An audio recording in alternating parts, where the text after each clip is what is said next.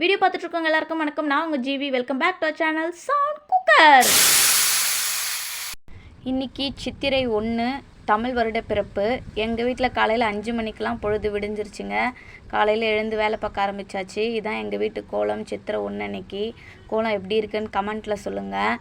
அதுக்கப்புறம் கோலம் போட்டு முடிச்சுட்டு வீட்டெல்லாம் சுத்தம் பண்ணிவிட்டு நம்ம சமையல் வேலைக்கு போயிடலாம் அப்படின்னு சொல்லிட்டு வீடு ஃபுல்லாக சுத்தம் பண்ணியாச்சு.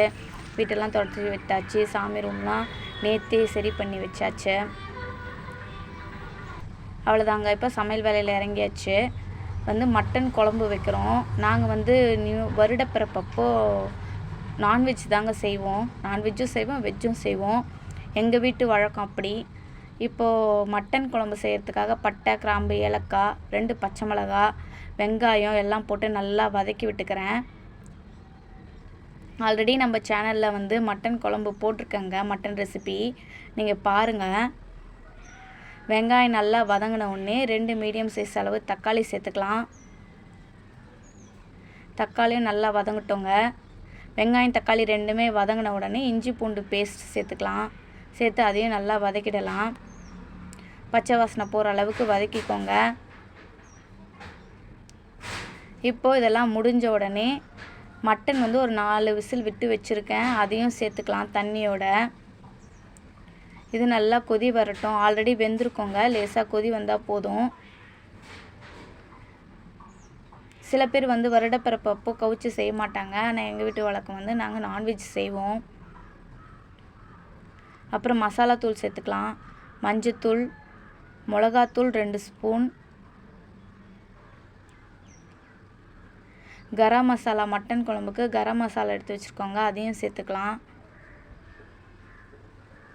சிக்கன் ரொம்ப சூடு, அதனால் நாங்கள் கொஞ்சமாக மட்டன் எடுத்தோம்.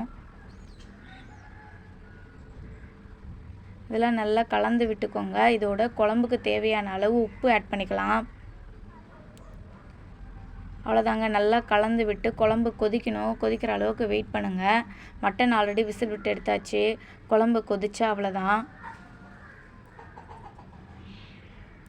இப்போ இதோட குழம்பு கொதிச்சிருச்சுங்க. நான் தேங்காய், மிளகு, சீரகம், சோம்பு எல்லாம் போட்டு அரைச்சி வச்சுருக்கேன். அதை கடைசியாக சேர்த்தா மட்டன் குழம்பு கொதிச்சோடனே இறக்கி வச்சோம்னா அவ்வளோதான், குழம்பு ரெடி. தண்ணியாக இருந்தால் தாங்க எங்கள் வீட்டில் மட்டன் குழம்பு சாப்பிடுவாங்க. கொஞ்சம் கட்டியாக இருந்தால் சாப்பிட மாட்டாங்க. ஓரளவுக்கு தண்ணியாக இருந்தால் தான் அவங்க மட்டன் குழம்பு ஊற்றி சாப்பிடுவாங்க. முட்டை வேக வச்சாச்சு. சைடில் பாயாசத்துக்கு ஜவ்வரிசி வெந்துட்டுருக்கு. இந்த சைடு பால் கொதிச்சிட்ருக்குங்க. பால் கொதிச்ச உடனே நம்ம கடைசியாக பாலை இறக்கிட்டு ஜவ்வரிசி வேக வச்சுருக்கோம். அதுவும் சேமியாவையும் லேசாக கலந்து விட்டுக்கலாம். அதோட சர்க்கரை சேர்த்தா பாயாசமும் ரெடி ஆகிடுங்க. வீடியோ பிடிச்சிருந்ததுன்னா லைக் பண்ணுங்கள், ஷேர் பண்ணுங்கள். நான் எப்படி சமைக்கிறேன்னு கமெண்ட்டில் சொல்லுங்கள். சவுண்ட் குக்கர் சேனலை சப்ஸ்கிரைப் பண்ணி வச்சுக்கோங்க. நான் கொஞ்சமாக தாங்க சேமியா சேர்க்குறேன். ஏன்னா சில பேருக்கு பாயசம் கொஞ்சம் கட்டியாயிடும். அதனால் நான் கொஞ்சம் போல் சேமியா சேர்த்துக்கிறேன்.